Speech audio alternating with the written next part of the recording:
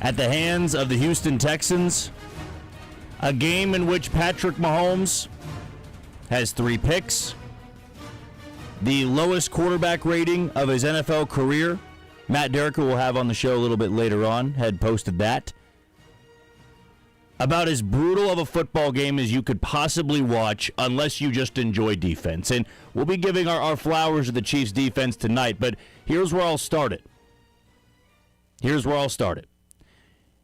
If you want to vent, if you want to call it quits, if you truly want to say that was it, I ain't stopping you tonight. I got no reason to.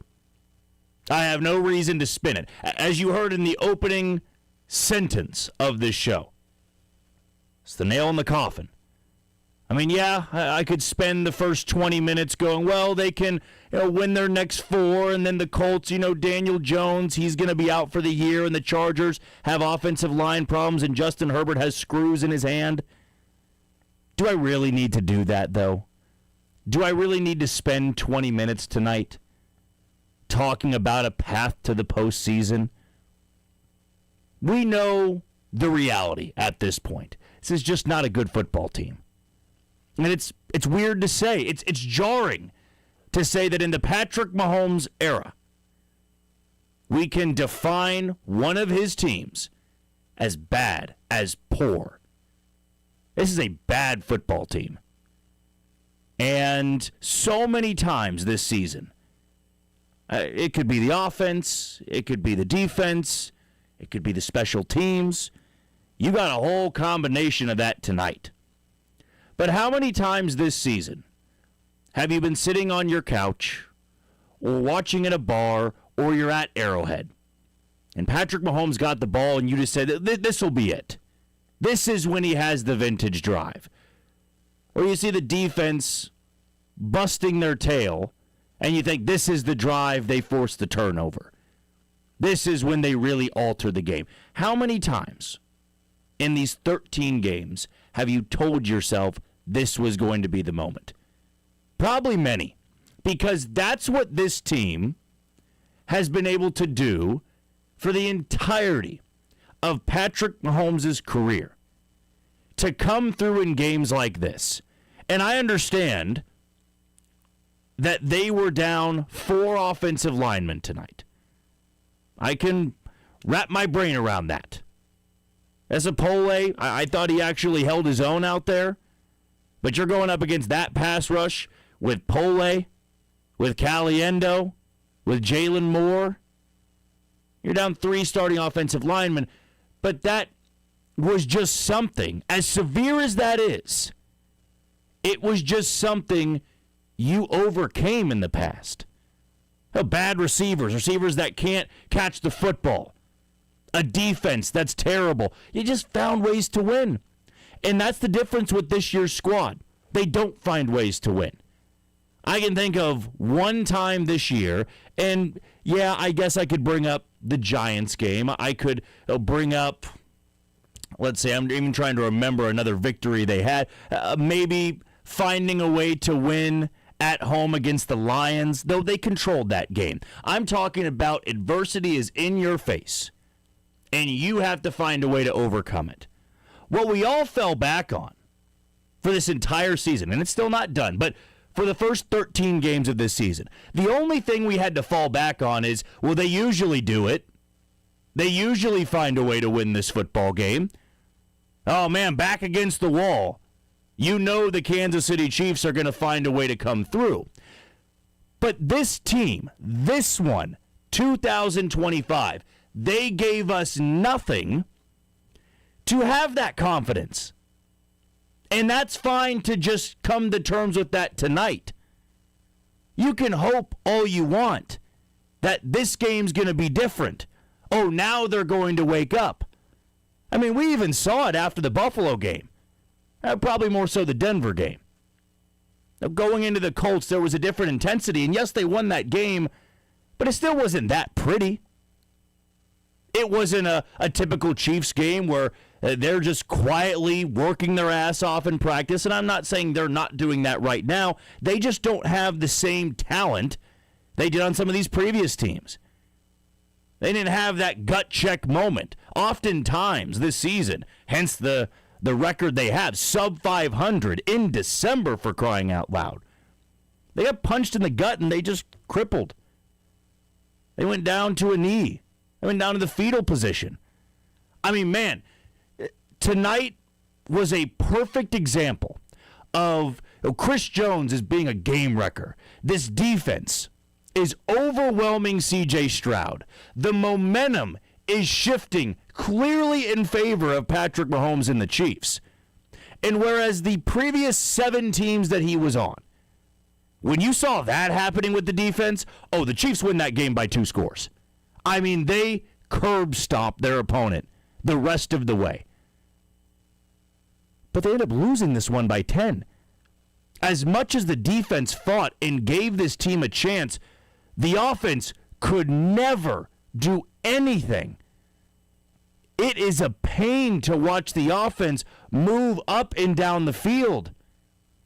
And this was one of the concerns that you brought up, that I brought up around the trade deadline. Man, are they really just going to sit on their hands and not try to upgrade this team? Because I don't feel they're going to have the horses to get it done. You can talk about your running back room getting healthier and, we know we're going to get going here. But this was always the risk in the dice throw, that they just weren't going to be able to do much. Now, in most losses that I have done a post-game show for, I have found ways to pick apart others and maybe protect Patrick Mahomes. And yes, there were drop passes tonight. I can acknowledge that. There were drop passes. That was also just a poor performance. I'm not going to sugarcoat it. I get that the offensive linemen were not great. He was with a lot of backups out there, and there were drop passes. But going into that final drive, I'm talking when they picked up 2 chunk yardage plays and the clock ran out, 12 of 30. Remember the Buffalo game too? The completion percentage there? Just nobody's in sync. They don't have a running game. I mean, Rashee Rice, when he first came back, you're thinking, this is what they needed. This is the guy they needed back. And I believe that still is the case. But Rashee Rice has not been the game changer I feel we all thought he was going to be at this point. Xavier Worthy has regressed in year 2. I'm not trying to be overly harsh on the guy. But last year at this point, Worthy was your leading receiver. He had to step up and be the number 1, and he was getting better and better and better. Not this year. Not this year. Hollywood Brown, I mean, he had the 32-yard catch that set up the Chiefs' touchdown drive in the third quarter. He's been largely non-existent, aside from a couple of those big plays this year. I thought Hollywood Brown coming in, I know he had the injury last year, but coming in, he was going to be the high-volume guy. I mean, 10 targets, 7 catches, 13 targets, 10 catches. That's what I envisioned. And maybe that was me being way too confident in Hollywood Brown. But I really thought in this offense, with the weapons they had, he could have just taken a roll and ran with it. But that's not what we're talking about. We're not talking about a team that's getting better as the weeks go on. Tonight was a playoff game. And the defense, they showed up to play. The offense did not. And I'm sure some of you, maybe not all of you, maybe all of you will be very, as I said, I ain't stopping you tonight. I'm not going to interrupt you and say, whoa, you know, this team still has a chance. Yes, I understand they're not mathematically eliminated. But why would I do that to you? Why would I do that to myself? What has this team given us in the last 13 games to prove a run is coming? I thought the run might have started after they lost to Buffalo. It was okay, you know, that usually happens. We'll see him again in January. Go beat Denver, who's been squeaking by everybody. And Denver was ready to go in that game. And they punched you in the mouth. And you didn't respond that well. The Colts punched you in the mouth. You did respond well. But I've gone back and thought about it where, you know, this is maybe a stupid case to make. I mean, if that game's in Indianapolis, do the Chiefs come back and win that game? I doubt it. They've been a very poor road team this year. But the Colts punched him in the mouth, and then I thought Daniel Jones and Shane Steichen got overwhelmed by just the atmosphere at Arrowhead. That's a credit to you. The defense fed off that. The defense has not been able to feed off that on the road. They've been a poor defense. Go back to Thanksgiving. You get punched in the mouth. Dallas punches you in the mouth. And didn't respond that well. Tonight, Houston, a team that is not afraid to get their knuckles bloody and to bludgeon you.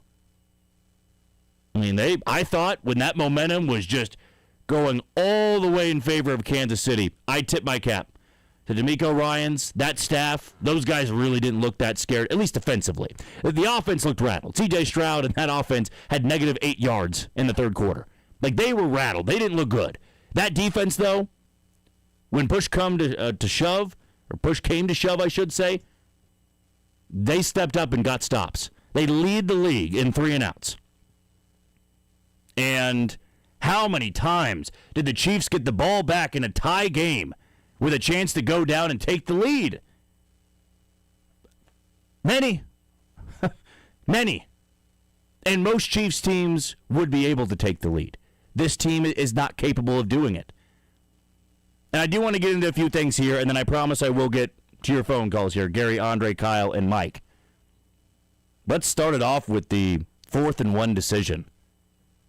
I thought that was a huge, huge disservice to Steve Spagnuolo in the game he was calling. This defense and Chris Jones had the Texans in the palm of their hand. They were wrecking them at the line of scrimmage. And what I was gathering in the play calling and some of these check down passes, the Chiefs were playing to win that game 13-10. They wanted to have the ball last. They wanted to kick a field goal. And they wanted to win that game 13-10. More often than not, I have said Andy Reid needs to be more aggressive. You go for it on 4th down. But you also got to be smart about the way the game is going. Did you really feel in that moment, at your own 26, 31-yard line, whatever the hell it was, did you really feel in that moment the Texans were going to be able to march down the field against that defense the way they've been playing and not give the ball back to you? I get it at midfield, maybe. You're not getting many chances to move the ball. There was nothing on that drive that indicated things were running smoothly, because I can understand that as well. If you have a drive where it starts at your own 10 and you get 3 first downs and then you face that pivotal 4th-and-1, you're thinking to yourself, we've been moving the ball. Let's go for it here. That felt like you were just waiting for something bad to happen defensively, and I thought that was a disservice to Steve Spagnuolo, because those guys, whatever was said to them in the locker room, they came out ready to go. They were fired up, and I didn't see anybody other than one play for the offense, Kareem Hunt, plowing through when he got stuffed in the backfield to go and score on 4th and goal. That's the only time I saw the offense really show that flair, really show that spark. And Chris Jones is out there after the offense once again gets stopped on 4th down, and he's still trying to pump the crowd up. This defense did everything they could to put the offense in a spot to win. And I understand it's a week-by-week thing, because on Thanksgiving we were saying, or we actually didn't have a show, but shortly after that we were saying this offense did a lot early on for the defense to take control and just go curb stomp the Cowboys. Didn't happen. And maybe that's the theme of this team. It's never one thing. It's a few different things. And that's why they're sitting here at 6-7. And now a sub 50% chance to make the postseason. The almost, the maybes. That's the theme of this football team. Let's get to your thoughts here on the Red and Gold Postgame Show, which again, we are brought to you by Shamrock Roofing and Construction, a proud supporter of Cards for Heroes and giving back to those in need. ShamrockRoofer.com. We're also presented by Bodabox Wine. Kick your tailgate party up a notch this football season with Bodabox, the ultimate tailgate wine. Let's kick things off here with Gary on the Red and Gold Postgame Show. Gary, lead us off, man. What's on your mind? Well, after watching that game tonight, one thing's clear. The big dumb coach in the red hat, he didn't fail me tonight. You know, that 4th-and-1, that was just somebody just needs to ask Andy point blank, are you really that stupid? because that was just stupid on his part. Somebody needs to walk up to him and just tear that mustache off his face. I'm just tired of watching him. If he wants to walk away at the end of the year, I am all for it. He's ruined this roster. We're in salary cap hell because of him, because he and his lightning rod mouthpiece general manager, that's all Brett Veach is. It's just a mouthpiece and a lightning rod for him. That's why in the press conferences he'll say, oh, that's a question for Veach. Well, bring Veach out. And the quarterback, one question I'm going to ask about Mahomes is, he has yet to develop a receiver since he's been here. He has not developed a rapport with the receiver. And all they did with the receiving position was they just threw numbers at it. There's no quality. They just threw quantity. They're poor route runners. They have bad hands, and that's obvious after tonight. Rashee Rice, he's only got one more year. You move on from him. He's nothing. You need 6'3" guys that can run precise routes with hands, that can catch the ball. The ball doesn't go through their hands. It's time to, and you're going to be picking in the draft. You take the best player available because you've got a hole everywhere. So this is the one draft you can take the best player available because you've got holes everywhere. And offensively, I'm just tired of watching the same inconsistent things. And Killer Trav is Tinker Trav. If they want to sit, I'd sit him the rest of the season. I'd just say, why don't you just go off with Taylor and you just start your life because we're done with you. You quit on us, we're going to quit on you too. I'm tired of watching him. He's fake tough. He's like the poodle. He'll bark, but when you get up close to him, he'll go hide. I'm tired of seeing it. He's fake tough. And the offensive line, they were serviceable tonight. That's not on them. But, Patrick, you got to be smarter with the ball. Give up the deep ball. It's not working. You don't have the receivers to do that. You don't. That's why everybody, we got to get the ball to Thornton. For every 5 deep balls he gets, he may get 1. That's it. He's not a great receiver. He's below average. That's the problem with this receiving corps. These guys couldn't get open with the court order. I'm tired of watching the piss-poor offense week after week, the inconsistency, and Patrick's included in this too. Travis is included in this. But the biggest problem sits in the front office. Clark Hunt needs to come in at the end of the season and tell Andy, we're blowing your staff up too. If you don't like it, you can go. I have no problem walking on from him. I don't care who replaces him. Somebody smarter than him because he didn't. This offense is Bill Walsh's. There's nothing he's done. Defensively, Spags, you got problems too. Get out of the stupid zone. It doesn't work unless you've got Derek Thomas and Lawrence Taylor coming off the edge. That's another problem. Tonight, 3rd and 17, they give it up because the guy's sitting there right in the middle of the zone. The defensive backs just sit there watching him. Oh, hey, he caught it. Yay! Don't make a play on it. And McDuffie getting hurt, that was on him. Poor technique. He got twisted around like a corkscrew. That's on him. And Wanya Morris leaving the game, that wasn't a loss. That was addition by subtraction. I'm done. I'm done with this team. I'm done with Andy. If Andy wants to go away, Andy. We don't care anymore. I don't care if you take responsibility for it. And our tonsils weren't tickled tonight. You stuck your fingers down everybody's throat. I'll hang up and listen. Great show. Appreciate the phone call, Gary. Lots of fire. Now, I knew that was going to be on the other end of the phone line. I know most of you tonight calling in, if not all, will have that same type of frustration. Now, I do want to be clear about this because we will get somebody at the podium at some point. So if you are on the phone line and we do have to cut you off, it's nothing personal, man. Doesn't mean you're having a bad point. It's that we do have to take these guys live at the podium. Our very own Todd Lebo, Stephen St. John, I believe Bethany Bowman as well, all down there at Arrowhead Stadium. Chiefs fall 20-10.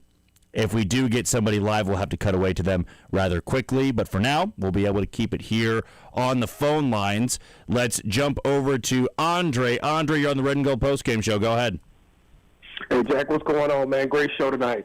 Hey, Jack, one of the most disappointing things about what we saw out on the field tonight was the door was wide open for the Chiefs, right? You look at what was going on with the Indianapolis Colts and Daniel Jones' injury.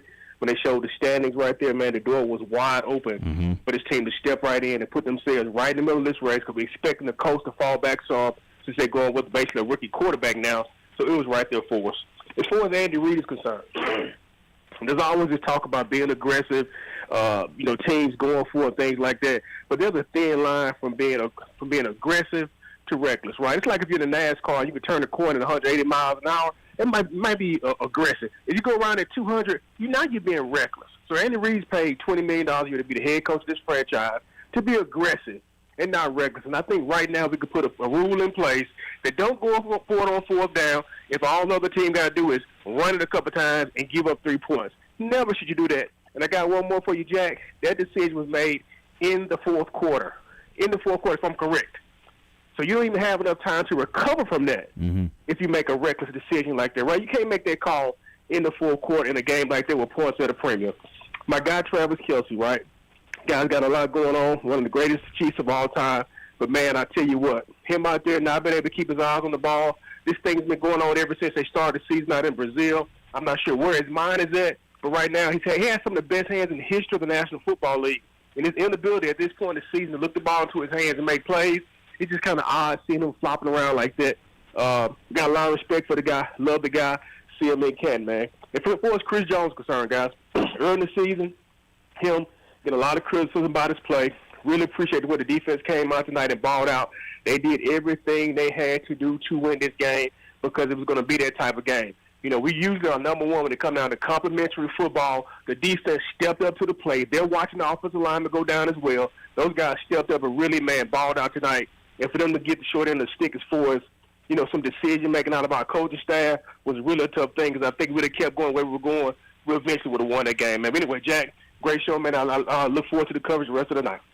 Appreciate it. Thanks for the phone call, Andre. Always bringing us great stuff here on the Red and Gold Postgame Show. And if you still have thoughts, better get them in quickly at 913-381-0810. That's 913-381-0810. You want to vent about the 20-10 loss for the Kansas City Chiefs at Arrowhead Stadium. Their season on life support, it may be dead, though, too. I certainly believe it is it. And maybe that's being too confident and poor play the rest of the way. I understand who's still left out there.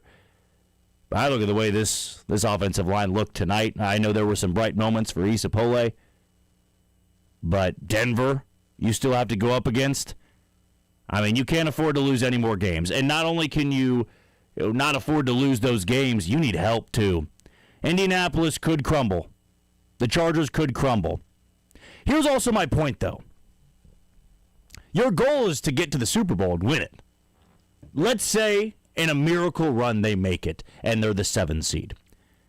Does anybody have any confidence they can make that run? It's kind of the theme of this first opening segment, which always drags on for us because we got a lot to say, and I know you have a lot to say.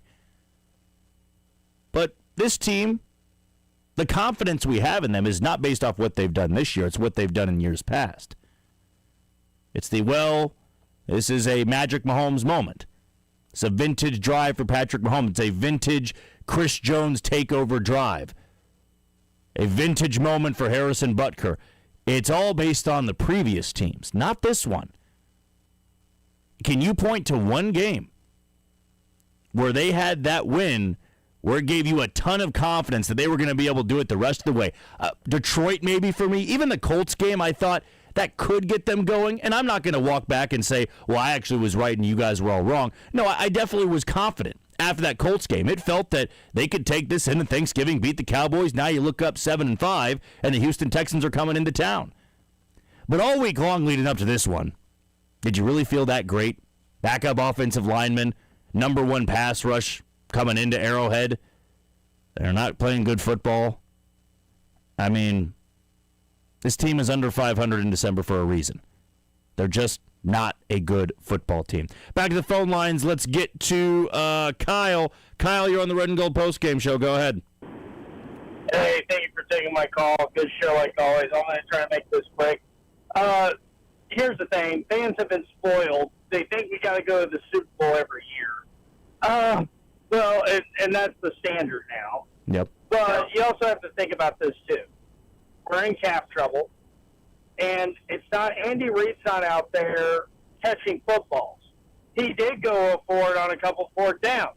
There was one where Kareem Hunt was wide open and he couldn't catch the football. Mm-hmm. That's not on Andy Reid. That was a good play call. You got to execute it. And Kareem Hunt just absolutely dropped it. Rashee Rice had a ball in the middle of the field. Hit him right in the chest. He drops the ball.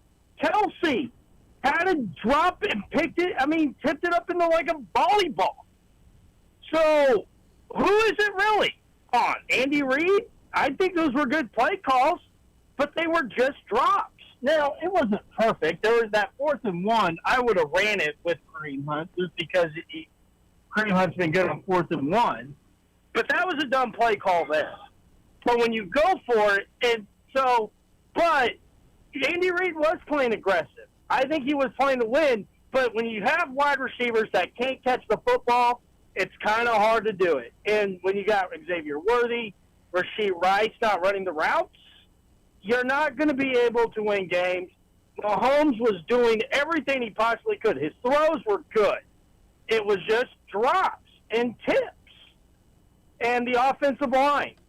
This year, the Chiefs have got to look themselves in the mirror and go, we have to rebuild this offensive line. I think it's time to trade some pieces to rebuild this team. I think this is a rebuilding. After this year, the Chiefs have got to look themselves in the mirror and go, okay, we can't win it with the same guys. We have to rebuild. And I understand that's going to be hard to concept. It's going to be hard to swallow because we've been spoiled for quite some time now. I thought we were going to have a good year. I happen to be wrong. But we've been spoiled. But I think it's time for the fans and the team to look ourselves in the mirror and go, wait a minute, we're seeing some things this year. It's time to rebuild this team.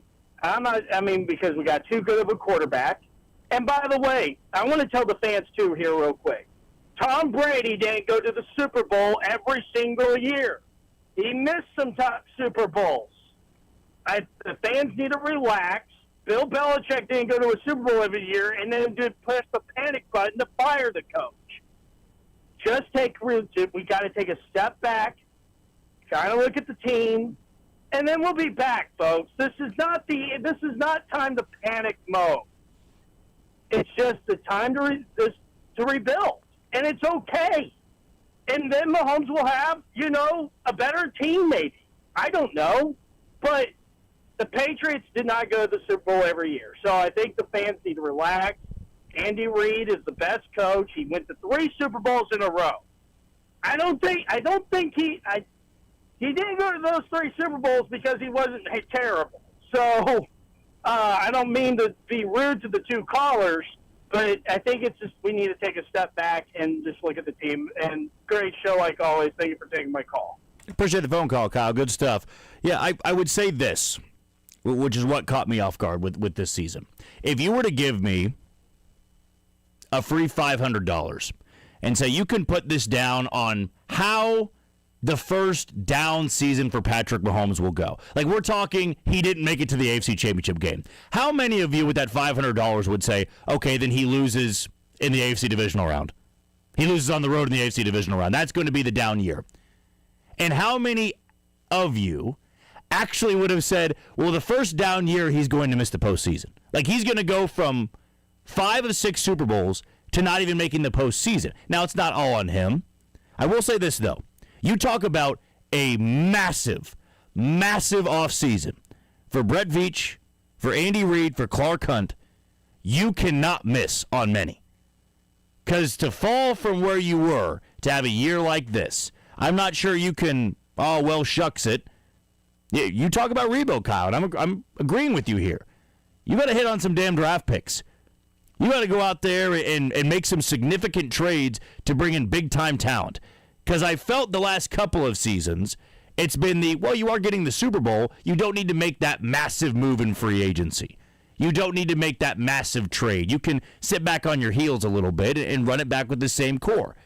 But this same core is not going to be the core winning football games in 2028 or 2029. You can't think that way. You got to adapt. Different versions of this team is going to have to stay on top. And it has been that way. And there are 3 Super Bowls. They've been 3 different teams. But I do feel this offseason is going to be a hell of a lot different. Because the last couple of them, it's, have fun, talking up the 2nd or 3rd round pick. Could be somebody we really like, but they're not a difference maker always in year 1. The guy you take in the 1st round, which I'm sure we'll have plenty of draft talk at some point this week, the guy you take in the 1st round, he does need to be a difference maker. You can't have too many Christian Fultons with your free agent signings in the offseason. A massive, massive offseason for Brett Veach and company. And, yes, I know there's 4 games to go, but for a lot of you tonight, as what I can tell on the calls, you're already looking to the offseason and what moves they can make. Let's go over to Mike here. Mike, you're on the Red and Gold Postgame Show. Go ahead. Hey, can you hear me, sir? Yes, sir. All right, man. I'm gonna agree with Cal a little bit. Let's not get too dramatic about firing Andy Reid and everybody else. Let's just get a hold on things on that. But that being said, it's time for some major retooling with this team. I'm talking about changeover among the coaches. Matt Nagy, he got to go. To an extent, Andy Heck, he got to go. We need total rebuild of that offensive line. We need to get rid of some of these receivers like Hollywood, Juju. Ain't none of them contributing. All they do is drop passes. Nobody can get open. On the defensive side, clear out the whole most of the defensive line guys. Derrick Nabi, never liked him. I just over him. He goes. Omenihu goes. Mike Dana goes. Start over. We need to play. We need difference makers on that defensive line, particularly at the tackle spot. Chris Jones can't do it all on his own. We need athleticism at the linebacker spot. I love Drew Tranquil. He's done the most for us, but it's time for him to go.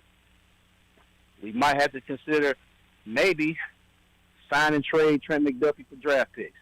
I know that ain't going to be the popular thing, but Noah Williams, I think he's got what it takes to pick that slack up. That offensive line, I just can't. I'm over it. Caliendo, get rid of him. Wanye Morris, why is he here? Definitely Jawan Taylor, out. I'd rather start over on the whole offensive line. And we need a game changer at running back. No more patchwork guys. This guy can do that. This guy can do this. This guy, no. We need a running back that can do it all. Hey, and like I said, Matt Nagy, Andy Heck, some of them. We have to have a fresh set of eyes on this for that offense. Coach Reid gonna have to put his pride and ego aside a little bit and say, hey, maybe it's me. Maybe I need another set of eyes, a set of younger, fresh eyes to come in here and come up with some new ideas. That's all I got. Appreciate the time. No, appreciate it, Mike. Good stuff. I feel that this offseason, as we had just highlighted, it's going to be interesting because you can't fall back on you can't be too harsh on them because they just got to the Super Bowl and won 15 games in the regular season. Right? The GM, the head coach, the assistant coaches, the owner, everybody involved. You were able to fall back on, well, guys, we have made it to 5 out of the last 6 Super Bowls. We know what we're doing. This offseason is going to be a little bit different. You can't really fall back on that. Well, even if you do win the final 4 games and you find a way to squeak in, 10-7 in the 7 seed is not doing it for me. I know it's about getting your foot in the door, but with the way the AFC looked this year, this should have been one of those years where you just dominated from start to finish. And I know you had injuries, but so did everybody else. You had the Rashee Rice suspension. I get that set you back a little bit. But this team has gotten significantly worse as the season has gone on. Let's get to our last couple phone calls here. Let's go to Joe. Joe, you're on the Red and Gold Postgame Show. Go ahead. Appreciate it. Hey, one positive, I think, before I get to the negative, Mike Edwards was really good tonight, and he was good against the Cowboys, too. He had 7 tackles, 6 solo tackles. I mean, where has he been all year? I mean, is it just a fresh leg thing? But, I don't know why he hasn't been out there more. I don't know how you can end this coming week without somebody getting fired. 10 points at home in prime time to go to the playoffs, somebody's got to go. And I think you've got to do it before the season ends. And I'm not saying it's Andy. I agree with some of the other callers. We're getting ahead of ourselves on the Andy Reid stuff. If he never does another thing for Kansas City, he's given us more than any of us have ever dreamed of. But I think you got to pull the trigger on somebody. The drops, it's just abominable what this receiver group with this talent, because I do think they're talented. I don't think any Chiefs fan would look at this receiving core and say, yeah, I mean, Rashee's good. Worthy's good. Travis obviously is good. But the drops, I mean, this has got to be a coaching thing. And the last thing I'll say, this is probably a hot take, I didn't mind Andy going for it. I actually liked it. There's been so many times on this show where we've called in, we've been like, we should have gone for it, Mm-hmm. and he was right. But the drop was there. I mean, the play call was there. Everything was there. They just dropped the ball. I'm not going to pin that on Andy Reid for guys not making plays. If we're going to blame somebody, we got to blame Rashee Rice for that ball hit. He had 2 hands on that ball. That's a catchable ball. For a wide receiver 1, you got to go make a catch. I'll listen off the air. I appreciate the stuff there, Joe. Yeah, it's not all on Andy Reid tonight. I know that we can zero in on the coach, and I'm sure Andy Reid in the postgame is going to take responsibility. That drop, one moment that is sticking out in my mind, the 3rd and 1, where you're inside the red zone, it's 10-7, you had just scored a touchdown, and Andy Reid did have a great play design. And Kareem Hunt, who got into the end zone the drive before, I mean, he's not going to get much on that, but that ball can't hit you in the face. That just can't happen. And it kind of goes back to the point that I believe, might have been Andre was making this point. You got to get an explosive running back, too. You got to get the pass-catching running back, the guy that can really make a difference. I'm not saying you got to hit on a Jahmyr Gibbs-type guy in the draft year 1. That's probably asking for far too much. But Kareem Hunt is who Kareem Hunt is. And you would love in a spot like that where you can just dish it out to a running back out in the flat and a 1-yard shovel pass can turn into 15, maybe a touchdown with that kind of breakaway speed. Back to the phone line here. We are going to go to Mike, I believe it is. Mike, you're on the Red and Gold Postgame Show. Actually, Dan, sorry. Dan, you're on the Red and Gold Postgame Show. Go ahead. Hey, Jack, how you doing? Yeah, it was a tough night on the offense, defense, everything. Yeah, it was a good Kareem Hunt touchdown on 4th down and goal. And I agree with you, Jack. I didn't understand. I know in the past the Chiefs would get that 4-1-1. You know, I would have punted the ball. Yeah, and there was nothing wrong. My goodness, Jack, minus 2 yards in the 3rd quarter. Just punt down. There's no reason to believe that C.J. Stroud was going to go down the field, you know, and then Chris Jones did everything he could, you know. So, you know, I had a nice Thanksgiving. I hope you had a nice Thanksgiving, too. And 10-7, so let's take care of business with the Chargers. Take care of yourself, Jack. I appreciate the stuff, Dan. Knew you'd be optimistic. You might have been the only one that could be positive after one like that. That's what I love about your calls. Love about your calls and staying optimistic and positive. I did have a great Thanksgiving, except for the Chiefs losing to the Dallas Cowboys. But at this point now, might just have to accept reality. Can't ruin Christmas. Can't. At least we don't think. Yeah, well, I should. We don't. To quote the great Buddy Bell, old manager of the Royals, never say it can't get worse, Dylan. Never say it can't get worse. Take our first break. You're listening to the Red and Gold Postgame Show.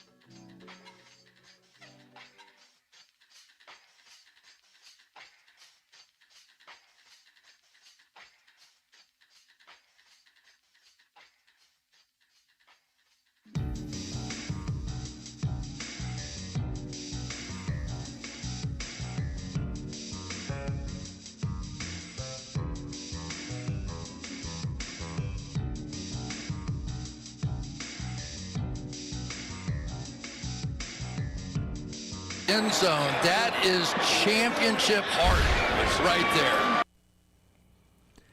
Not a lot to choose from, but that will be our play of the game, which is brought to you by Central Bank. Join the best in banking when you open an account with Central Bank. Central Bank, strong roots, endless possibilities, member FDIC. And you're tuned into the Red and Gold Postgame Show, which is presented by Boda Wine. Kick your tailgate party up a notch this football season with Boda, the ultimate tailgate wine. We're also presented by Shamrock Roofing and Construction, a proud supporter of Cars for Heroes and giving back to those in need. ShamrockRoofer.com. Well, Matt, I feel I just have to open it up with this first question because I at least stated in the first sentence of this show that I feel tonight was the nail in the coffin. So on your end, I should say, was that it? I mean, I know there's 4 games to go, but was that officially the nail in the coffin in the 2025 season for the Kansas City Chiefs? Well, officially, you know what? I guess I can't quit these guys quite yet, Jack. I mean, I'll admit, I tweeted out the Ferris Bueller, it's over, go home gif, which is my way of acknowledging that it's over. But at the same time, I mean, I still keep going back. Okay, that team has 4 games left.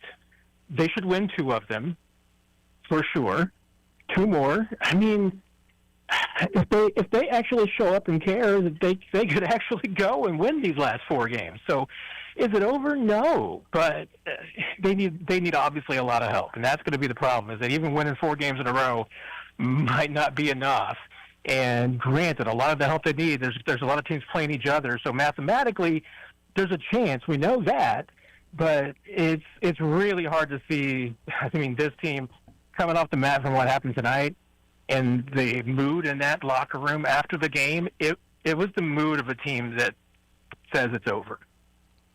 Well, where did it all go wrong for this team, Matt? Because it felt that when Rashee Rice came back, and I remember having the conversation of it felt like those old locker rooms, of the ones that felt so confident and knew that no matter who their opponent was, they were going to find a way to beat them down each and every week. At what point did this flip for this team? Was it Buffalo? Was it Denver? Was it the Cowboys game? Because each and every week it feels like we've said, well, now the backs are against the wall and we'll see what type of fight they have.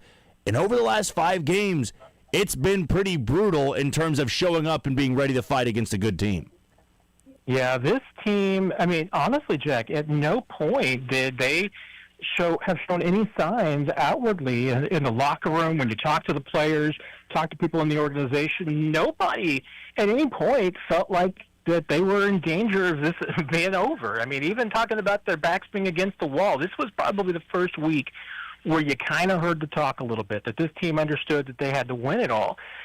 But I can tell you from talking to guys in the locker room this week, there was plenty of feeling that, hey, all you have to do is win this game, and if this team wins this game, winning 9 in a row and winning a Super Bowl was absolutely still in their thought process. And I mean, again, I go back to the mood in that locker room. There were moments of, a little bit of optimism and joy. I mean, as the Pelé goes in there and has a heck of a game and just a spur of the moment and plays really well. So, guys were happy for him. He was happy, even if, he was still a little somber because the team loses and it's an important game. And so there were pockets, but, Travis Kelce, he just sat at his locker, kind of just staring in the 1,000-yard gaze for several minutes. And when he was, asked if he would be willing to talk to us the first time, just kind of a shake of the head, no. Second time, told everybody just to have a good day. I mean, this is.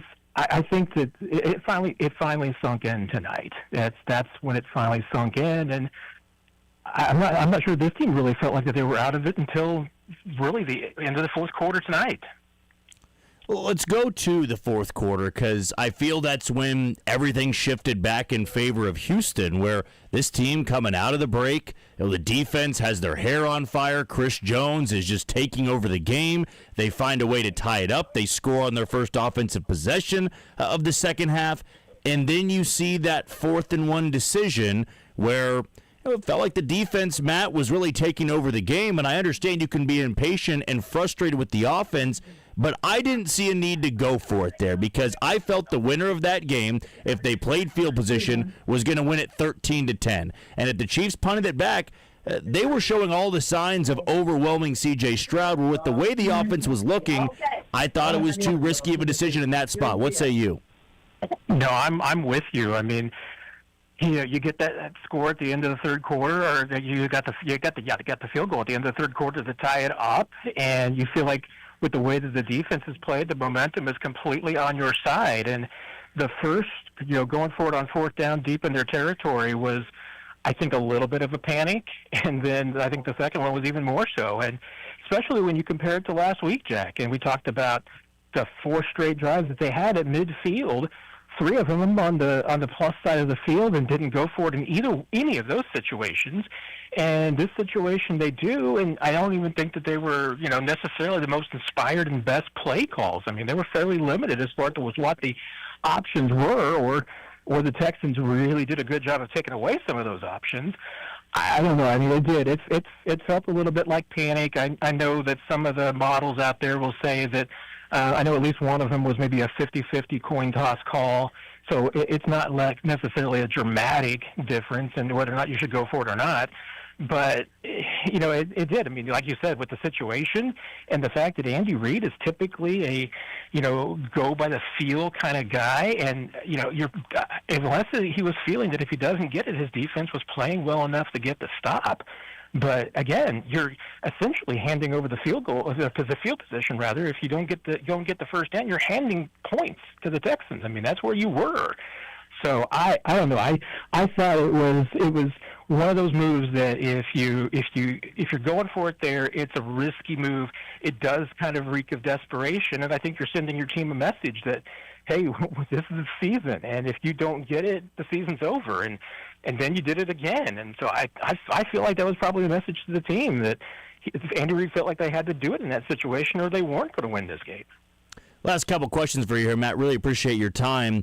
Nobody roots for missing the postseason, even when you are 500, right? Nobody was eager to lose this football game and then start talking about the NFL draft. But sometimes, Matt, when you try to find an optimistic view of this season, would it be that it is a wake-up call? Because the last couple of years, you've been able to fall back on, well, you did make it to 5 out of 6 Super Bowls. You did win 3 of those 5 Super Bowls. We know what we're doing. Where now that this wake-up call is a team that's in danger of completely missing the postseason, is it one where now it motivates you a little bit more to maybe spend a little bit? I know they're not in a great spot cap-wise, but trading away guys for picks, moving on from some pieces, because we never thought this would be possible in the Patrick Mahomes era, but here we are, this football team sub 500 as late as December in this year. Yeah, and, sometimes it's be careful for what you ask for, and sometimes when the gods wish to punish you, they answer your prayers. I mean, if you're one of those Chiefs fans who's been like, hey, it's okay if the Chiefs miss the playoffs, then you'll get a better draft pick, and maybe you can kind of rebuild a little bit. But then at the same time, the way you're getting there, not sure it's the way you want to get there. You lose Josh Simmons for likely the rest of the season, so that's some development times missing there, and you're assuming that with the wrist surgery that he'll be back and not really miss anything, but it might cause a little bit of problems in the off-season workouts possibly. Trent McDuffie. I mean, you're talking about trading for draft picks. That's a guy that you would probably try to put on the market, and he hyperextends his knee. If that's something serious that could affect his trade value in the off-season, that's a problem. And you still don't know where you're going to end up draft pick-wise. I mean, it's entirely possible that you're still kind of picking, hey, you're going to get, you're going to have better than what you've had in the last few years, which is in the 30s. But, could you still end up at like 18 and maybe not get the kind of impact defensive line pass rush player that you really need? Maybe. It's like I said. I mean, it's if you're one of those Chiefs fans who looked at the bright side of missing the playoffs, well, like I said, I feel like you're getting there in a way that you don't want to get there. But to your point about, is this a wake-up call? I mean, I think that the Chiefs had their wake-up call. And I think they would have rather have made the playoffs and still had the wake-up call so that they knew what they had to fix in the offseason. But now it does look like it's a little bit more of a what is going to be a daunting and probably a kind of messy offseason. Last one here for you, Matt. I want to go back to your point on Travis Kelce, having that 1,000-yard stare in the locker room tonight. And we know that he came back this year because he didn't want to go out with that blowout loss in the Super Bowl.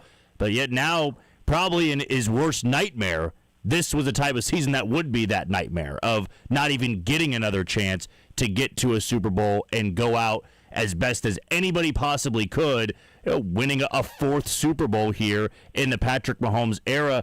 Do you get this sense now that it's almost sinking in that really it is going to be it for him, and this would be only the second time, I believe, he would not be able to play in the postseason, and what's terrible about that is this could be it for him?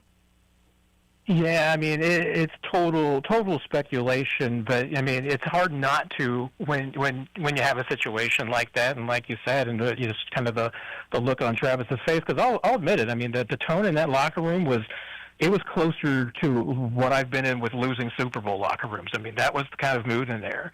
And you're right with Travis. I mean you're not the first person who's approached me that talking about this and saying that was the look of a guy who looks like he knows this might have been the last chance and it may be over. And maybe he had some thoughts. Maybe he was going to think about it. He told us that he wasn't going to think about it until the off season and make his decision before free agency, so the Chiefs knew what they needed to go out and do. But yeah, I mean that it looked absolutely like a guy who took this one really, really hard.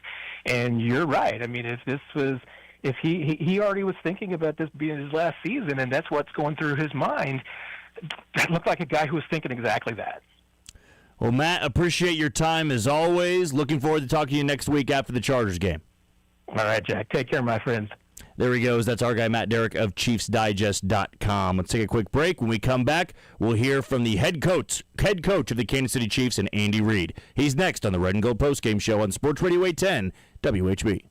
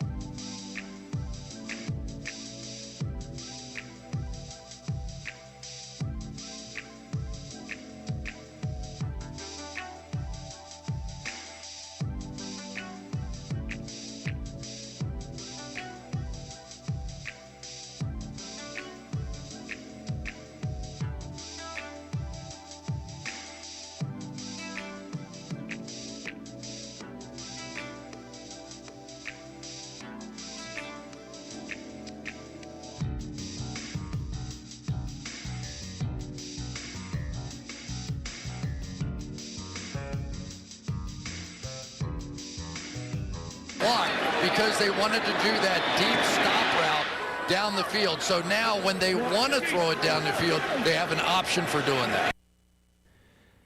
And that was the Andy Reid call of the game, which is brought to you by Shamrock Roofing and Construction, a proud supporter of Cars for Heroes and giving back to those in need. ShamrockRoofer.com. And you're listening to the Red and Gold Postgame Show on Sports Radio 810 WHB, presented by Boda Wine. Kick your tailgate party up a notch this football season with Boda, the ultimate tailgate wine. Now time to hear from the head coach of the Kansas City Chiefs and Andy Reid, get his thoughts on the 20-10 loss to the Houston Texans at Arrowhead Stadium. His team now 6-7 on the year, sub 30% chance of making it to the postseason. And I know for a lot of you tonight, you've already accepted that fate, that the Chiefs will not be playing for another Super Bowl in 2026. Let's get Andy Reid's thoughts, though. Let's kick things off with the opening statement from Big Red.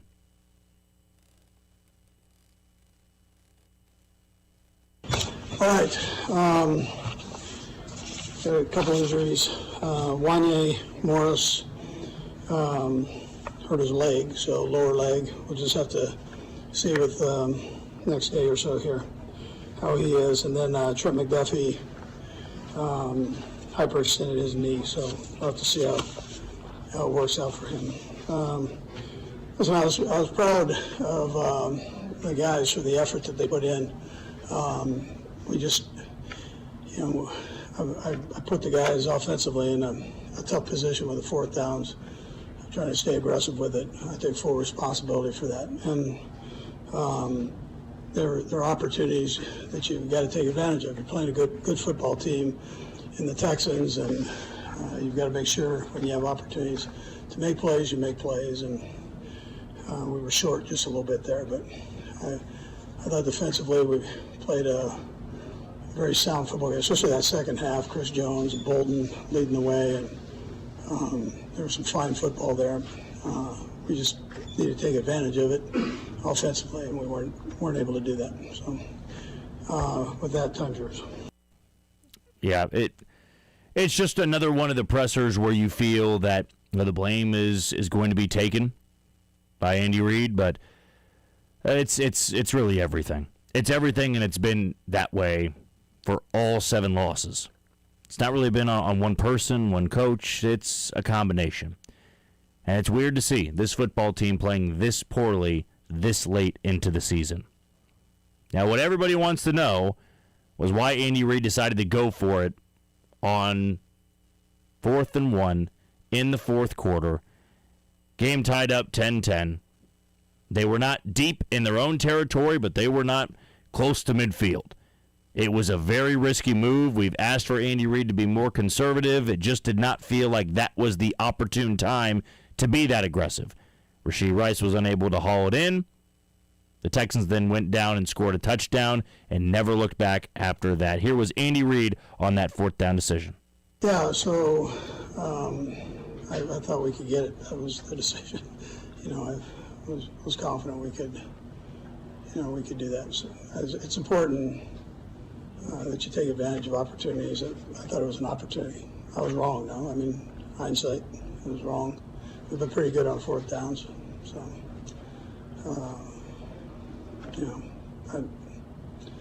I messed that one up. What's strange to me, though, is you bring up you've been successful on 4th downs. You've been successful running the ball on 4th down. 4th and 1, 4th and inches, because you're not going to QB sneak it. You've been giving the ball to Kareem Hunt, and even stranger is that when it was 10-0 and you needed the touchdown, it was 4th and goal, you gave Kareem Hunt the ball out of the shotgun. And he got blown up in the backfield, but he muscled his way into the end zone. I find it odd that in that spot, you don't have to run the same play, but I would have loved to see the Chiefs line up with Kareem Hunt kind of in that fullback spot, and you hand it off to him and get a 1.5 yards and keep that drive going if you're going to go for it. I'm not sure what he saw from the passing attack tonight that would warrant that decision. I mean, there were just not many plays where Patrick Mahomes got the ball in the shotgun and play action, rolled out, bootleg, pistol, whatever the case may be, RPO, none of it was moving effortlessly down the field. None of those plays were allowing him to do so. So I'm not sure why there was that confidence. You've been successful on fourth down by running it on fourth and short. You elected to pass there. It didn't work out, and it cost you the game. Here was Andy Reid on that fourth down play call. Well, it was a little similar to last week, when we threw the ball to Wiley there, so we felt we had run it a couple times, so came back and thought we had an answer with it, and didn't work out the way we planned. Really on all three of the fourth downs. Yeah, all three of the fourth downs were not pretty. Or I guess one of the three was pretty, but really, could I say that? Oh, the touchdown run that Kareem Hunt had, that was just poor tackling from a Texans defensive line that's great at tackling. I mean, that should have gotten stuffed, and you would have been 0 for 3. Here's the other part to it, though, because while I disagree with the decision to go for it, man, you need your best players to make a damn play. And Rashee Rice was awful tonight. He was awful. And Jesse Newell had reported on Twitter not too long ago that in the postgame, before reporters could get down there, Rashee Rice had already left. And Travis Kelce had declined twice to speak to the media. So not saying you have to face the music and answer all the questions. I'm sure after tonight you don't want to do that. But those are the type of plays that I maybe you shouldn't be comparing Rashee Rice to Tyreek Hill. Tyreek Hill probably catches those balls. At least the second one. The one where you knew your back was against the wall, you could not afford to come up short. The drop pass, that can't happen. The first one, the play call that Andy Reid's talking about, he was blanketed. You just had to get it out. That second one, you can't drop it. Noah Gray had drops tonight. Travis Kelce had a drop that turned into an interception that lost them the game at the very end. I've said that maybe too many times tonight. A certain play lost them the game. That was, as I said earlier, the nail in the coffin on the season. That pick where Travis Kelce had the ball a little bit behind him, gets batted up in the air, and then picked off, that ended the game officially. And so all these drops, it was ugly. There were tons of drops left and right from all different kinds of receivers and tight ends. Here was Andy Reid on the inefficiency from the pass catchers tonight. Yeah, listen, these are great players. So, I mean, we got to make sure we catch the ball. They know that. And they're trying. It's not lack effort there. The ball went through their hands, and it happens. But those guys are great players. You can call them great players, but also understand that we got to hold them accountable a little bit. I mean, nobody's denying that it's a lack of effort here. And we all can acknowledge they're trying to catch the football. It's the NFL, though. It's professional sports. It's professional sports, Dylan. Everyone is good. Everyone is good. They're the best players at their high school or wherever school they came from. If you put them in front of the jugs machine, you threw them passes, they're probably catching all of them. Mm-hmm. Like, they know how to catch a football. When you play for this franchise, though, with the type of success they've had in the last 6 seasons, I just can't really excuse that. Like, Travis Kelce is second in the league for tight ends and receiving yards this year. He is 36 years old. He had a drop. It was a bad one. He would tell you that was terrible on his part. He's somebody, as bad as it sounds, and maybe I'm just giving him too much grace, I can live with a drop pass or two in a game. Now, tonight, I really can't. Not in that spot. But, like, Noah Gray dropping 2 balls where he could have gotten 10 to 15 yards on both. You're targeted 3 to 4 times in a game. And if you drop 2 of those passes, you're just not as efficient as you need to be. If Hollywood Brown gets a few targets a game, you got to be able to haul in all of them. You get 10 targets a game, I can live with the drop or 2. You get 3 targets a game, you got to catch all 3 of those, unless it's just a poor pass. And Mahomes had some poor passes tonight, but there was also some poor play from the pass catchers on this Chiefs team. Andy Reid also went on to talk about the message following this game. It's, I hate to say crunch time. They're not mathematically eliminated. They have to win out and get some help after that. But here was Andy Reid on what he told the team after the loss tonight. Yeah, listen, it's never over. You keep battling. I've been doing this a long time, seen some things. So you keep going. I mean, it's kind of copy-paste a little bit. Keep battling. This team has got to clean things up, got to fix some things.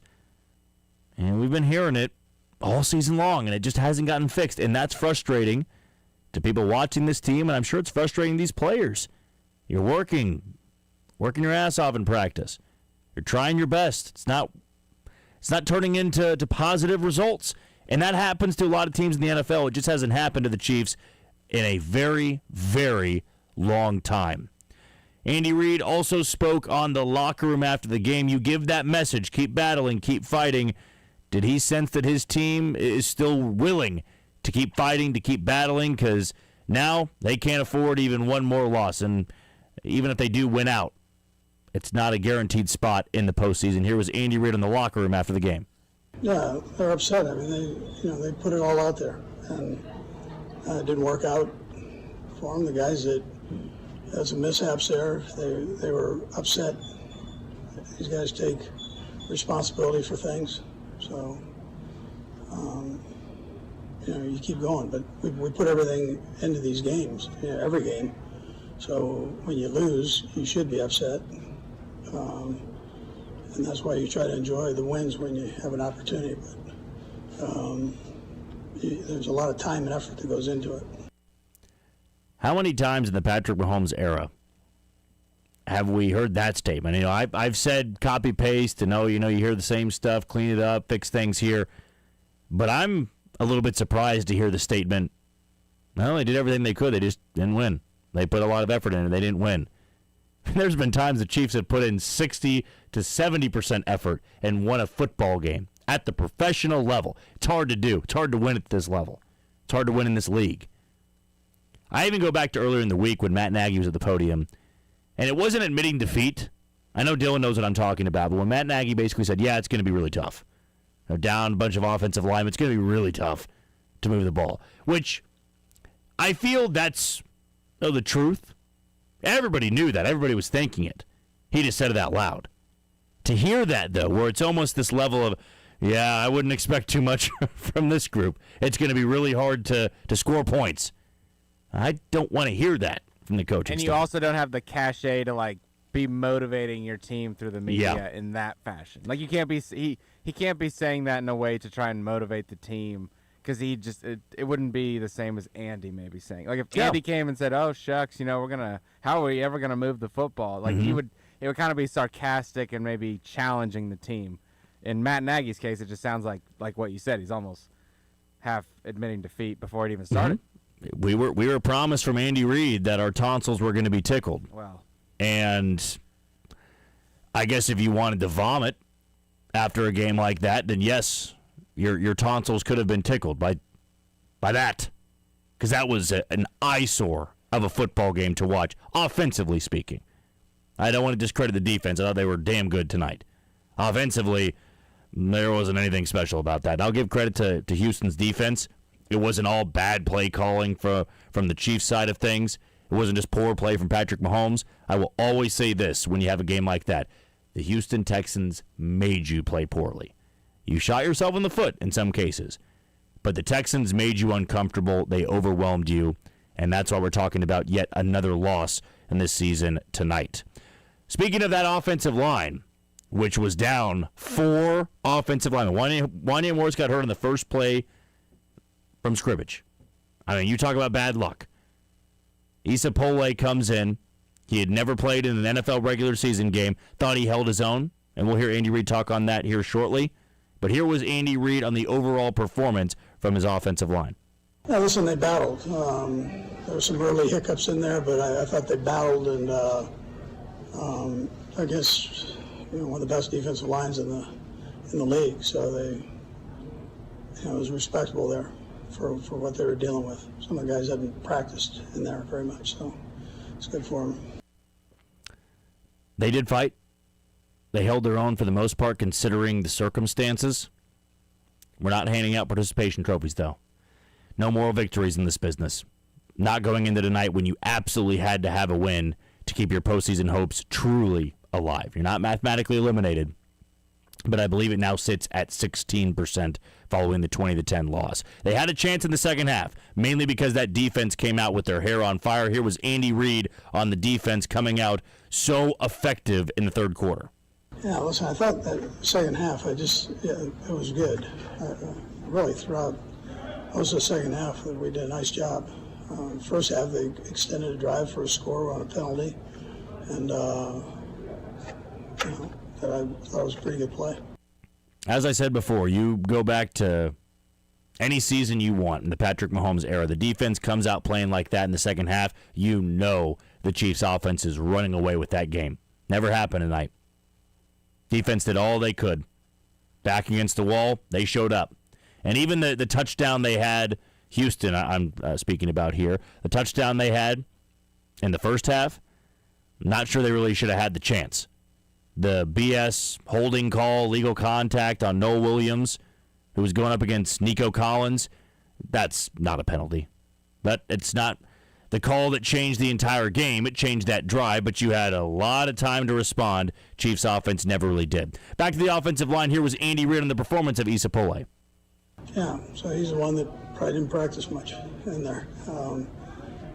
Limited time, and he's stepped up and was asked to play a crucial position at a crucial time, and I thought he did a respectable job. Now, it wasn't perfect, but it was good enough. I have a lot of newfound respect for Isapole. You know how difficult it is to come in one play into the game. Now, you're sitting there ready to go, for sure. But to go in there at left tackle for Patrick Mahomes against that defensive front and not get embarrassed. We've seen some overmatched rookies. I did not feel that Isapole was overmatched in this game. That was great for him. A really, really cool story. And we'll see if he's going to be the left tackle moving forward, because Josh Simmons, a healthy Josh Simmons, ain't walking through that door. A healthy Wanye Morris ain't walking through that door. It's likely his spot going into the LA Chargers game next week at Arrowhead Stadium. And here was Andy Reid on that flip first down in the first half to close out his post-game audio. That one they goofed. And they said it, that they mishapped on their replay. So, but they corrected it. Because they gave that back to me, so we were okay. All right, that was Andy Reid after the Chiefs' 20-10 loss at the hands of the Houston Texans, now 6-7 on the year. We'll take a quick break. When we come back, we'll hear from Patrick Mahomes following his performance against the Texans.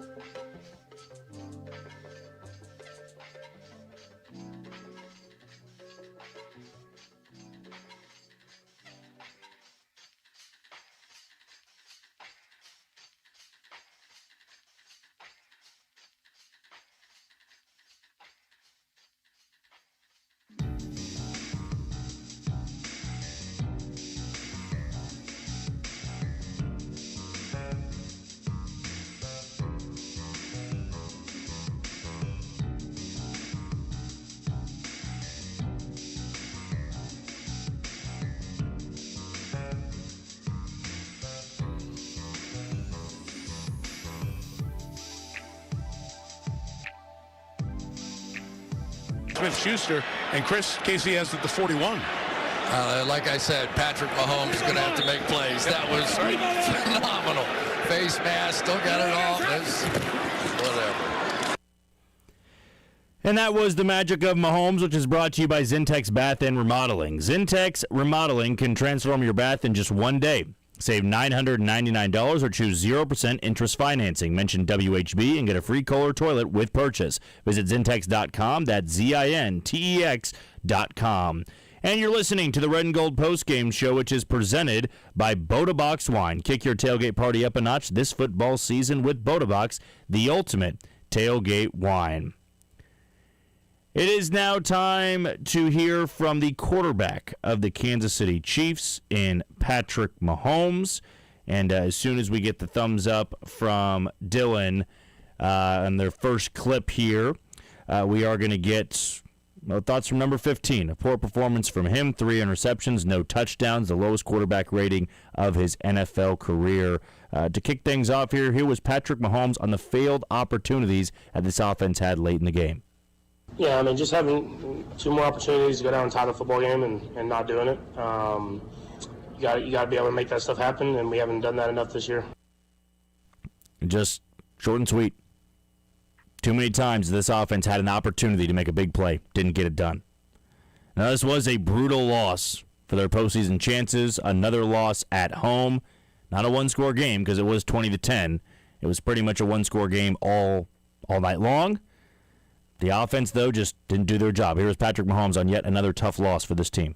Yeah, I mean, you're just getting late in the season. You're not going to get these opportunities back. And that's a good football team, but we had chances, and we didn't execute at the right time to win it. Yeah, just the theme of this season. Had the opportunities. Couldn't get it done. One-score win this year. Many losses. It's just been tough. It's been tough to watch this offense move the ball down the field, the inefficiencies, the turnovers, the penalties. It's all just sloppy. And to be this sloppy this late in the season, it's a brutal watch. Main reason why this team is under 500 here, on December 8th or whatever day it is. Patrick Mahomes also had to deal with a third-string left tackle tonight, though I thought Isapole played really well in the absence of Wanya Morris, who got hurt on the first play from scrimmage. Here was Patrick Mahomes on the injury, and Pole stepping in. I mean, you just got next man up. I mean, obviously, not where you want to be, but I thought Essa played his tail off for being a guy that had to kind of get activated and be on the roster and go up against one of the best pass rushes in the league. And I thought he did a great job giving me time to throw the ball down the field in big situations. It always surprised me when he was not put on the active roster. Thought that Isapole was really impressive in the preseason. They were lucky to get him back. And that might have been one of the more impressive performances we've seen from an offensive lineman, a backup offensive lineman for the Chiefs this year. To go up against that talented pass rush, he earned his stripes there. That was a very impressive job that he did tonight. It's one thing to do that against a Titans team or a Raiders team, like he will probably see here in a few weeks. It's a totally different beast going up against that beast of a pass rush that the Houston Texans had. Only 2 teammates with double-digit sacks. Yeah. Their bookend edge rushers. They were quick, fierce, vicious. I mean, pick any term. I mean, that's a D'Amico. That is his specialty. That team is just his persona. It embodies everything they'd hoped D'Amico Ryans would be when the Houston Texans hired him. Wanted to be that vicious defense. It's exactly what Houston has now. We asked Matt Derrick about it, with Travis Kelce potentially being his last season in Kansas City and his NFL career. Here was Patrick Mahomes on maybe this being it for number 87. Yeah, I mean, every season that I've had with him these last few years, I try to cherish because you never know. He got himself in great shape this year, and he's played great football, and he'll have the option to do whatever he wants to do after the season. But I know one thing is he'll give everything he has the rest of the season to try to give us a chance to make a playoff run. We know the chances are getting lower and lower, but I know the guys on this team are going to give everything they have every opportunity we get. And that's just the frustrating part about it, is you would have thought it would start a little bit earlier than now. After that loss to Denver, it should have been the now we go. We cannot have that happen again. And yet, here we are, sitting talking about a team that doesn't have a winning record. And more importantly, for that answer from Patrick Mahomes on Travis Kelce, that's maybe the toughest thing after tonight for me. Watching a first ballot Hall of Famer, a Chiefs legend, one of, if not the biggest icon. I mean, you talk about getting married to Taylor Swift, how popular she is right now. I know nobody wants to hear about that, but it's the reality. I mean, he truly is maybe the biggest icon in the NFL. He's not even a quarterback. And you can be frustrated about his performance tonight. Absolutely. I'm not going to try to sugarcoat that. To know, though, that we could be winding down in the final games of his career, and this might be how it goes down. Individually, he's had a phenomenal season. But for the Chiefs' standards and what he really only cares about, to see this season continue to go like it, man, just brutal to watch. And you feel gutted for him because you knew that he wanted one more shot at another Super Bowl. Sometimes it just doesn't work out that way. He can ask his brother about that. His final NFL game was getting torched in the NFC wildcard round, but the Chiefs are likely not even getting to the wildcard round this year, barring a collapse from the Colts or the Chargers. Think about Tom Brady. He had like an MVP. It was an MVP season, and damn near threw for 50 and 5,000 again, and then tried to come back, and it was just it was not the same. It was like 9-7. You would like to think that it's all a great Hollywood ending, and they get that ceremonious end. And I think I've done the count. I think players and coaches included, there's like 5 or 6 that have actually got to walk off the podium as Super Bowl champion. It's rare. It's very rare. They've made it seem so easy over these last 6 seasons. This is always the tough reality of this sport and how hard it is to be on top for as long as they've been on top.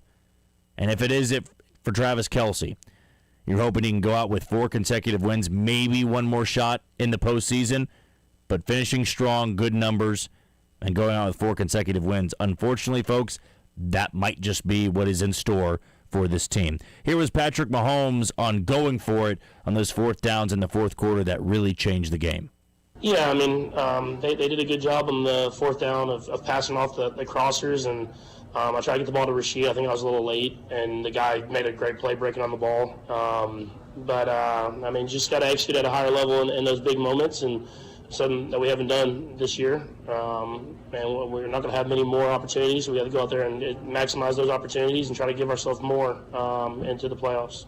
Yeah, it's weird now. It's I guess each circumstance will be different. But next week, if the Chiefs have a pivotal 4th down, do you really want them going for it? Unless they're just carving up that Chargers defense, which they weren't really able to do in that first go-around all the way back in Week 1 in Brazil. No, things have changed now. But there's really nothing this offense is giving you that will have you feeling confident in them picking up a yard, 5 yards. I certainly don't have that feeling right now. I know it's a great defense you went up against, and they're going to have a great defense coming to Arrowhead on Christmas night in the Denver Broncos. What is the mindset of this team, even in a down season? Here was Patrick Mahomes on that. I think it's just who we are. Like, I mean, I know we're not winning games, but that mindset that these guys have in this locker room, in the games that we're not winning, you can never question the Fives team. And obviously, we're not executing at the right moments, and we're not making those plays. But at the end of the day, you'll never question that, and I think you'll see that for these last 4 weeks. Let's hope we can. And when in doubt, you got to finish strong. You can count on that from a number of these guys. We'll see, though. I mean, now I don't know if you have people going to that game next weekend feeling like, oh, this is going to be the spark. Now it's just you're there watching the game. How often have we really turned on the TV in the last decade plus and said, well, I'm just watching because it's football? No, it's always been watching about, oh, this team can get the 1 seed. This team can clinch the AFC West. Now it just feels like we're watching a football game and try to find a way to win this football game. So we'll see just what type of intensity the Chiefs bring next Sunday against the Los Angeles Chargers. Kickoff at that game will be at noon. Back to the 4th down decisions. What did Patrick Mahomes make of the choice to actually go for? We heard his thoughts on the play call, the inability to come through, but here was his thoughts on the actual decision to stay out there. Yeah, I mean, Coach Reid believes in us. We've executed on that in that same situation several times this season. And they did a good job of passing the crossers. I wish I got to Rasheed a little bit earlier, or if I could have bought a little bit more time. In hindsight, probably try to hit Trav over the top of the defender. But I mean, he made a good play. They made good plays today. But I'll never question the decision to go for it because I believe in the offense and who we are. Now, it was a poor performance from Patrick Mahomes tonight, but he also didn't get any help from his receivers. There were a lot of drops. There was pretty much nobody, I thought, in the receiving game that had a great showing. I really thought everybody had their issues. There were drops from Tyquan Thornton to Noah Gray to Travis Kelce to Worthy to Rice. You pick somebody, they likely had a drop. Here was Patrick Mahomes and the message to those receivers after those drops in the game. I mean, I don't have to say anything. I mean, he's a champion for a reason. He knows what it takes, and he's made that play 99% of the time, and I got to give him a better chance with the ball maybe more on his body. So, I mean, I'll never question that. I'm going to go to those guys in big moments. Those guys have made plays in the Super Bowls. They've made plays in AFC Championship games. So, obviously, it didn't go our way today. I have a lot to do with that myself, and so we'll go back and like I said, regardless of what happens the rest of this season, we'll give everything we have every snap and give ourselves the best chance to go out there and make a run. Now, some of the drops, they were poorly placed balls, but as we always say, I mean, it's a ball you got to catch. Travis Kelce, it's not a great spot. You got to catch that. Now, Tyquan Thornton was one where this is where I felt the momentum had kind of shifted back in favor of the Texans. It took a deep ball or a deep shot. The Tyquan Thornton had a step or two, actually on two Texans defenders. Hit him in the hands, and Lassiter made one hell of a play to break it up. But that was another deep shot attempt. Tyquan Thornton, very few times have they connected. But you feel like last couple of years, whoever that ball is going to, they haul it in. They make that catch, and the Chiefs go up 14-10. This year, it always seems to be the drop. It seems to be the fumble, the missed kick, the penalty that gets the play called back. That's the frustrating part about it. But will Patrick Mahomes keep taking those shots? Well, here was number 15 on that missed connection deep to Tyquan Thornton in the third quarter. Yeah. I mean, we've been close all season. I mean, that at the end of the day, you got to go out there and make it happen. I got to make the throw a little bit earlier so the guy can't close.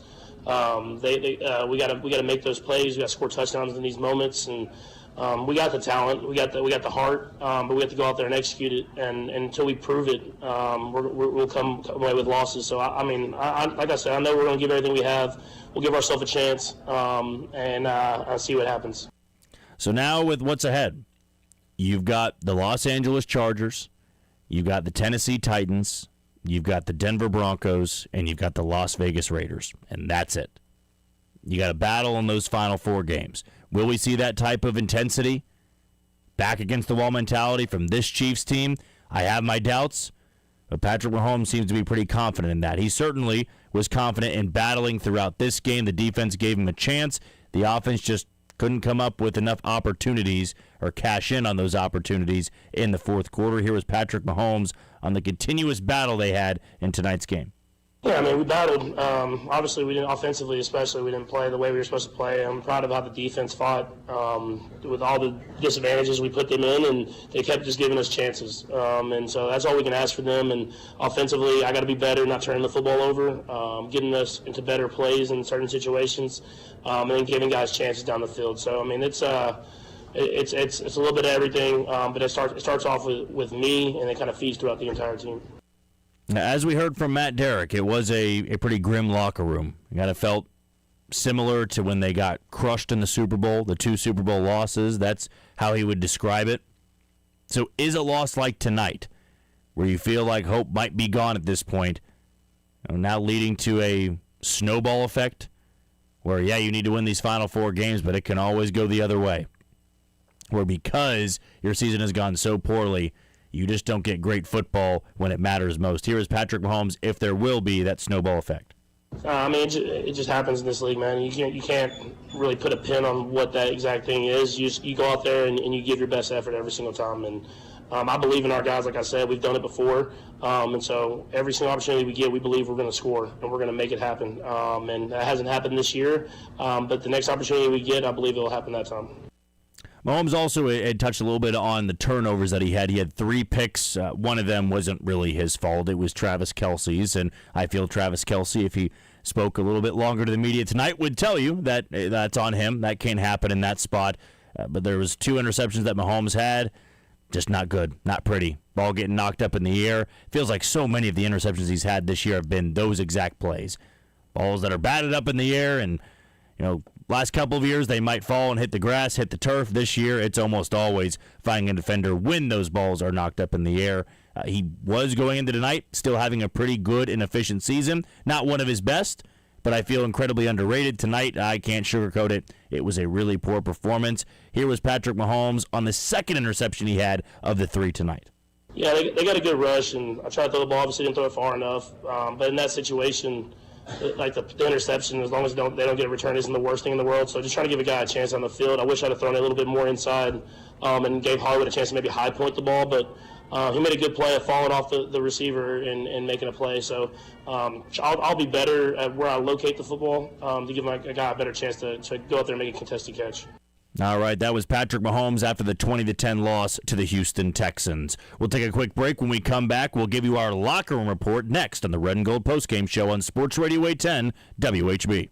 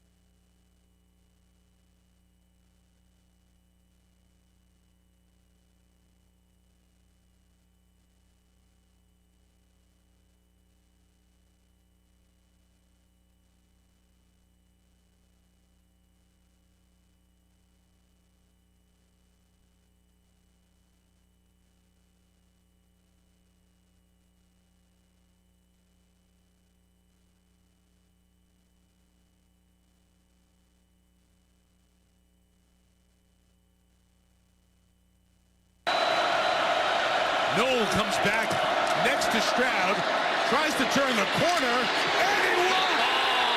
Driven back by Jalen Watson. You have a flag down in the secondary. Holding, number 60 offense. Penalties decline. 4th down. On the center, Jake Andrew. That may be the best form tackle I've seen in 10 years. Arms wrapped up, lift him off the ground, drive him backwards on 3rd down and short. Got to get off the field. Look at that. This has been one fantastic second half of defensive football. And Jalen Watson made the right choice on that form tackle, which is brought to you by Choice Solutions. Make the right choice today by going to choicesolutions.com for their trusted IT consulting and managed services. And you are tuned in to the Red and Gold Postgame Show, which is presented by Boda Wine. Kick your tailgate party up a notch this football season with Boda, the ultimate tailgate wine. Chiefs fall to the Houston Texans at Arrowhead Stadium 20-10. They are now 6-7 on the season. You got the thoughts from Patrick Mahomes. You got the thoughts from Andy Reid. Now it's time to get the thoughts from maybe the star of tonight's game. Even in a loss, Chris Jones, he was wreaking havoc on the Texans' offensive line, did everything he possibly could to give this team a chance. The offense just didn't do much with it. But for our locker room report, we are going to give you Chris Jones. And the locker room report is brought to you by Missouri Farm Bureau Insurance. Whatever you do, if you're a Missourian, we are for you. We are Missouri Farm Bureau Insurance, and we've got you covered. Without further ado, here is Chris Jones. I think we was able to see what they were doing, make some adjustments as a defense, and get after it. Chris, what do you make of where you guys are right now? We're 6-7. We got 4 games left. We can finish the season with 10-7, and we're gonna have a shot for the playoff if the cards fall in the right place. So we can control how we finish the season. We can finish strong, and God willing, we can find a way to get in the playoffs. Chris, obviously, the locker room, that's the expectations. How do you feel like you'll uplift some of these guys, just considering the circumstances? We still got an opportunity, man. Even though it's a slim opportunity, we still got an opportunity, and we got to finish strong. No matter what, we got to finish strong to put ourselves in a position to be able to to get in the playoff if that opportunity presents itself. So, for us, the door's still open. It might be a 10% chance, might be a 5% chance, but as long as we got an opportunity and a chance, then we still kind of control that and finish strong and let the cards fall where they fall. Chris, what are your thoughts on C.J. Stroud and how he was able to complete some of those passes? He made a lot of tough passes today. And they caught the ball well. We tried our best to affect him. Multiple different blitzes, getting after him with 4. He played tough today. Anybody else? Thank you, Chris. All right, that was Chris Jones after the game. We're also going to give him the honor of the Chiefs Player of the Game, which is brought to you by the Nelson Atkins Museum of Art. The free exhibition Personal Best features 6 Kansas City artist-athletes at the top of their game. Come see how discipline, dedication, and drive can power both art making and athletics. Learn more at nelson-atkins.org. We'll take a quick break. When we come back, we'll give you the scores from around the league on the Red and Gold Postgame Show on Sports Radio 810 WHB.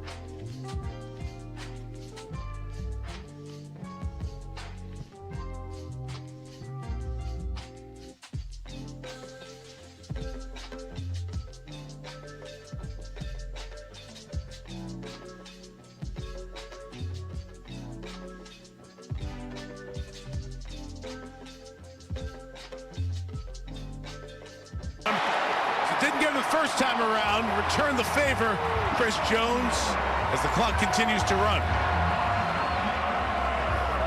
And that's the way we're used to seeing the Chiefs. Maybe that's the wake up for the second half. 4 seconds. Got to be careful here. Steps out of a tackle. The pass is incomplete. The half has ended. And that Chris Jones sack was the sweet play of the game, which is brought to you by Andy's Frozen Custard. Stop by Andy's Frozen Custard, grab an 87 concrete, and help Travis's 87 and running foundation with every purchase. Do good while eating deliciousness. Andy's, top your day with a smile. And you're tuning in to the Red and Gold Postgame Show, which is presented by Boda Wine. Kick your tailgate party up a notch this football season with Boda, the ultimate tailgate wine. Before we wrap up the show, I want to give you the scores from around the league, beginning with the Dolphins and Jets. Miami won earlier today, 34-10 in Jersey. Would it surprise you if I said the Dolphins and Chiefs now share the same record? 6-7 are the Dolphins. They've been red hot of late, beating up on some bad teams, but they also beat Buffalo in that stretch, and now seem to be playing their best football at the right time. The Steelers have really put Baltimore's postseason hopes in doubt. They go into Baltimore and win 27-22, so the Steelers still staying alive at the top of the AFC North. The Saints stun the Tampa Bay Buccaneers 24-10 in Tampa. Devin Neal, the former Kansas Jayhawk, got his first NFL rushing touchdown in this game, so good for him. I know a lot of KU fans listening are happy to hear that Devin Neal finally put his name in the record books for his standards, I guess you could say. You know, it's not the record books for NFL history of just having a touchdown as a rookie, but for his history books, he now can say that he has a rushing touchdown in the NFL. The Jaguars throttled the Colts in Jacksonville 36-19. Daniel Jones left the game with a torn Achilles. He's now out for the season. That's pretty much the only positive coming out of the Sunday games today for the Chiefs. Not Daniel Jones' injury, of course, more so of the Colts continuing to lose, and they're one of the few AFC playoff teams the Chiefs have the tiebreaker over. Now don't have it against Houston. They don't have it against Denver. They don't have it against the Chargers. They don't have it against the Bills. Very few teams do they actually have that head-to-head except for the Colts, and they are crumbling at the wrong time. The Titans grabbed their second win of the season in Cleveland, 31-19. A good performance for Shedeur Sanders, but it was not enough at the end. A wacky two-point conversion try to tie that game with a minute left in the fourth quarter went about as poorly as you possibly could imagine as a Browns fan. So the Titans finally grab that second win. They do not have a win at home, and the Chiefs will be in Nashville in 2 weeks, but both their wins have been on the road against the Cardinals and the Browns. Vikings bounce back and beat the Commanders 31-0, the greatest showing of any defense today for you fantasy lovers out there. Just not sure you would have picked the Vikings defense going up against the Commanders. The Seahawks continue to dominate. They went into Atlanta and won 37-9 over the Falcons. The Bills and Bengals, wouldn't really call them rivals, but always fun to watch Josh Allen and Joe Burrow go head-to-head. The Bills held off a late rally from Cincinnati as they hang on for a 39-34 win. The Broncos went into Vegas and swept the Raiders 24-17. Wild finish in this one, not for it being close. The line was, I believe, 7 points in favor of Denver. The Raiders were down 24-14 with seconds left. They decided to kick a field goal. After a penalty put them in field goal range, they kicked it. Don't tell me that Vegas doesn't matter. The sportsbook doesn't matter, because that was infuriating for a lot of people that took the Broncos to cover and cover easily against the Raiders. The Packers had a wild finish at Lambeau Field, taking down the Bears 28-21. Wide open guy in the end zone for Caleb Williams. I believe it was DJ Moore now that I think about it. But the Packers pick it off in the end zone. It was a great showing for two teams battling for the top spot in the NFC North. But the Packers take down Chicago here. They'll be going to Chicago in a couple of weeks. Should be another phenomenal game late in the season. The Rams go into the desert and beat down the Cardinals 45-17. Matt Stafford continues his MVP push on the NFC side of things. And tomorrow night, you will get the Philadelphia Eagles and the Los Angeles Chargers. Philly on the road is a 2.5-point favorite. The total is 41.5. If you are into miracles and wanting to find a way the Chiefs can sneak into the postseason, really going to need the Philadelphia Eagles to come through tomorrow, and then you're going to need to take care of business next Sunday against L.A. at Arrowhead Stadium. Again, kickoff for that game will be at noon. We'll take our final break of the show. When we come back, we'll wrap it all up on Sports Radio 810 WHB.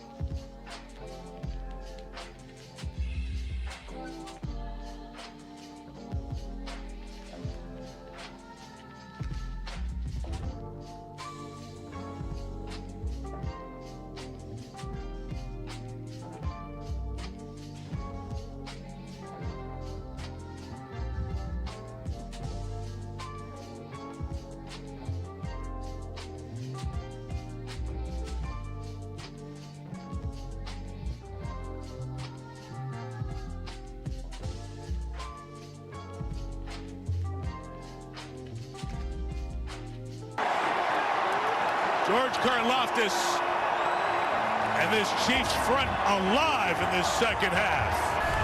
Karlaftis off the edge is going to end up with a powerful sack. It's going to be set up by the blitz from Bolton, who sort of forced Stroud back into that sack. So the relentless pressure being brought by the Kansas City Chiefs is winning the game right now.